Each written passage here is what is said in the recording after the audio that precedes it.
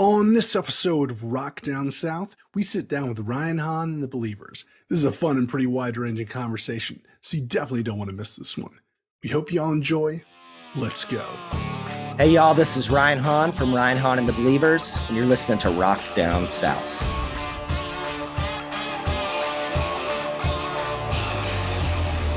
Welcome to another exciting episode of Rock Down South, your home for rock and country music. Today, we have the pleasure of speaking with Ryan from the rock band Ryan Hahn and the Believers. And Ryan is a super interesting guy. He's from Kentucky and has this really cool career, both inside and outside of music. He's got a brand new single out called Little Town from his upcoming EP titled From the Country to the Concrete. We talk a bit about his background, the new singles, and how he juggles a full-time corporate job while being a musician. So without further ado, here's the show. What's up, Ryan? How you doing today, man? Doing good. How you doing? I'm doing great. Thank you so much for jumping on. This is going to be a fun one. Of course. Thanks for having me. Yeah. So let's get into it, man. I think I heard you're originally from Kentucky. Is that right? That is correct. Kentucky boy. Kentucky. Okay, cool. Where in Kentucky? I grew up a little town called Lawrenceburg, right in between Lexington and Louisville. Our kind of claim to fame, or we have Four Roses bourbon and Wild Turkey bourbon that's made in our town. Oh, really? Wow. Yeah. I love Four Roses. Yeah, it's my favorite. Yeah, it's a tiny little town, but we got a couple big, it's Kentucky, so these little towns got some big bourbon. Wild Turkey. Is it Matthew McConaughey still involved with them? He is. He actually a couple years ago went around our town giving away Thanksgiving turkeys to giving turkeys to people. All the women got up that morning and put all their makeup on and got all ready just in case he might show up. That's hilarious. Yeah, I remember they put out like a big press release. He talked about it, that he was the new creative director for the brand and was really involved at the time. Yeah, I mean, he's not been, I don't know that he's been there that often, but I'm pretty sure he's still involved with stuff. That's awesome. So from Kentucky, I heard you're in LA now. Yep, moved to LA 18 years ago. Okay, cool. So yeah, long trip out here back in, I think, 2005. And what was the genesis of that move? Grew up tiny little town.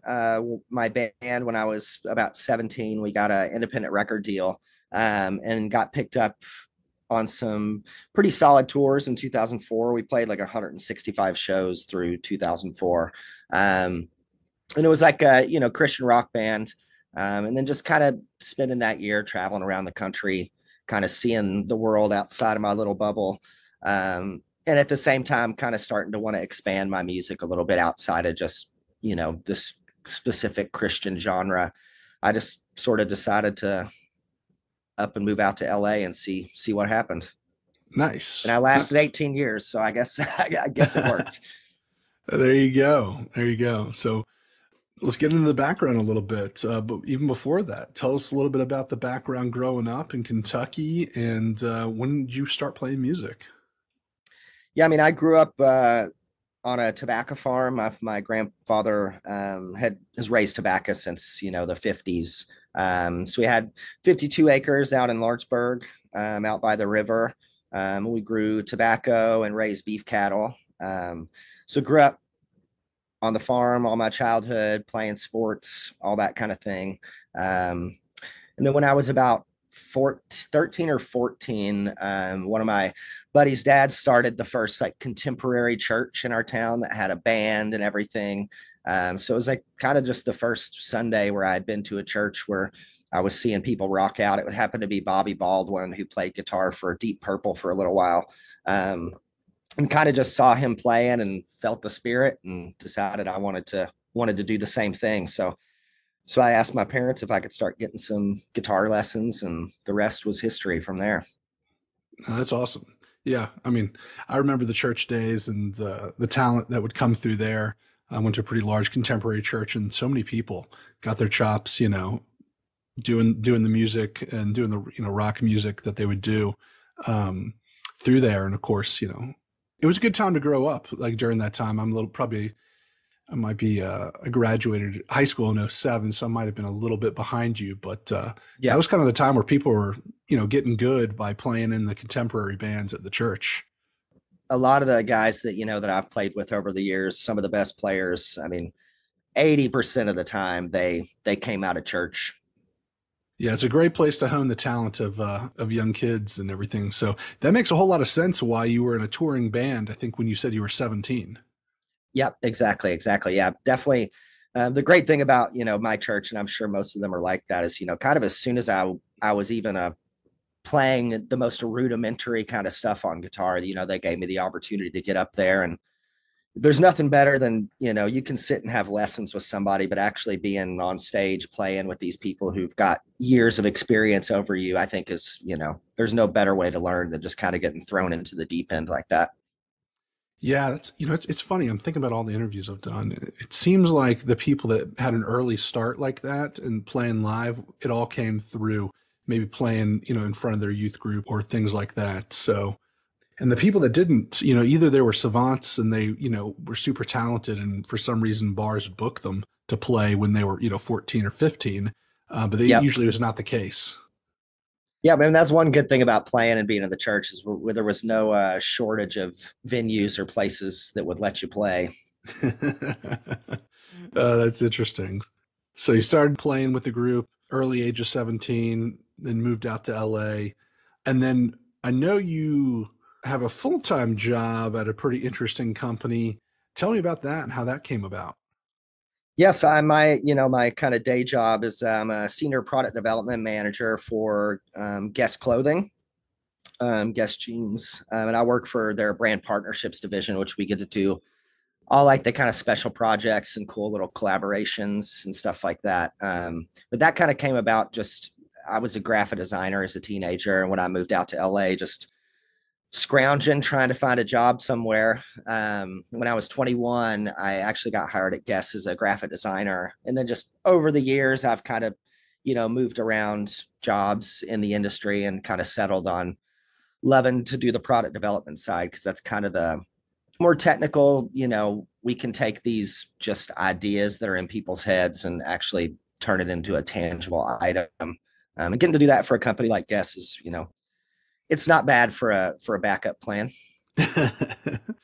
Yeah, tell me about it. I work in advertising a little bit with some brands, and those jobs are not the easiest to come by. I mean, you got to be good at what you do, especially if you came from a design background. So, I think that's super cool.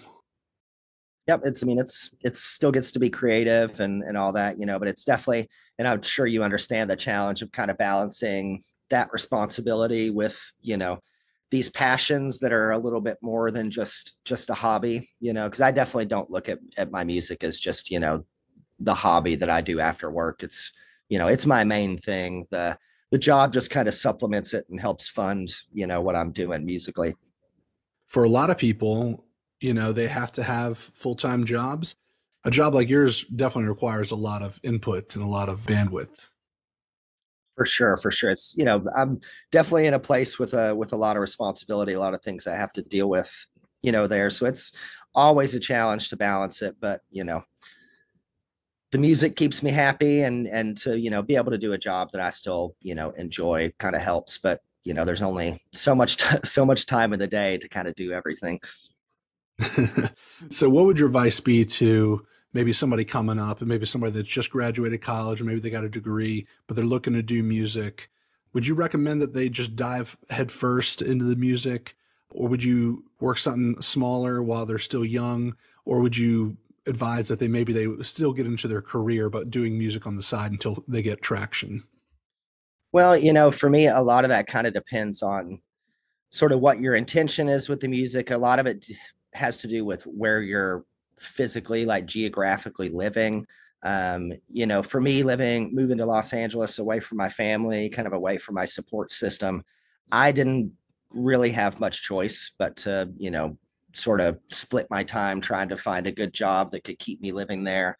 Um, if I was going to give advice to a young person, my advice would be if you're able to financially, reduce your expenses, go for the music full time, put it in completely. Had I gone, if I could go back, I mean, I don't know that I would change my decision because, I have met my wife out here, lots of good things have happened out here, but, had I known how much I was going to have to spend working out here in Los Angeles, I might have, decided to maybe stay back home where things were a little less expensive. I had that support system. But, I think if you're able to go for it all the way, I mean, at least you said you tried. And I mean, I definitely did that in my 20s for a couple of years as well. So I think you've got to at least give it a go. That's awesome. So before we get into the new singles, let's talk about your sound. Because I was listening to a bunch of your music, and I think there's some variety in the sound, from like Appalachian folk, a little bit of country, Americana, some classic rock, and I think you even had somewhat of a '80s kind of hard rock sound in "Never Take Me Alive." Yep, that off the first record. Yeah. I mean, my first record was definitely, I mean, my music's all pretty eclectic. The first record, I was for sure still kind of trying to find my perspective and find my voice a little bit. So that first record definitely holds on to a little bit more of that really kind of hard rock world that I came from in my 20s. This new record is still quite eclectic, anywhere from, kind of the Appalachian acoustic sort of thing to the more classic rock sort of vibe. But for me with my music, I just really don't want to go into writing songs and be like, this is the sound I've got to have, So for me, it's much more kind of the Tom Petty school where it's kind of like if it's coming, if I'm singing it, I'm writing the lyrics, I'm coming from the same perspective. And I love so much other kind of music. I want to be able to explore different genres and then it's a challenge, but I think it's fun to find ways to make sure that they're still cohesive together.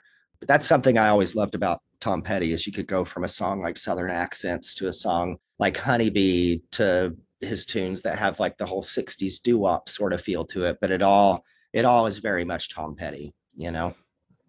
Yeah, that's what I noticed about the music is though the sound did change a bit, you know what I mean? Nothing was so drastic. It did sound like you still, singing and playing, and it didn't sound like a completely other group, you know what I mean? Yeah. And then let's talk about the brand new single that you have out, Little Town. I think you sing about being from Kentucky, and it has, of course, that Appalachian feel. Yep, that one's kind of all about where I grew up, tiny little small town, two stoplights downtown, quaint little courthouse.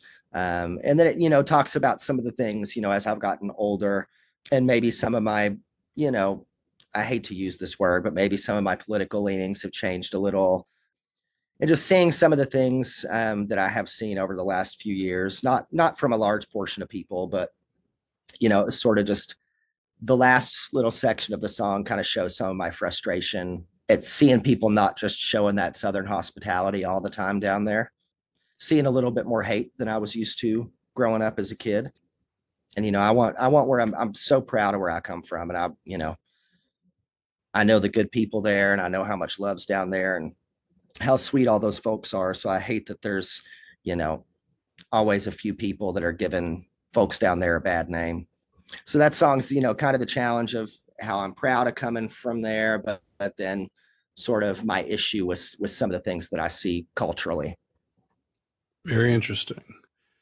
And you released another single not too long ago, All Right. And I like that one as well. It sounds a little bit more classic rock, maybe a little bit of a CCR or a Tom Petty feel. Well, you just named off two of my favorite artists of all time, so I will definitely take that. Yeah, that one's definitely more of an upbeat kind of song. It's that one's really just all about how life is tough for all of us in some way. We always have bad days. Things are going good, something bad happens. None of us can escape that. But it's just about if we focus on the things and the people that we love, hold those things very close to us, then you know we can get through those tough times pretty easy.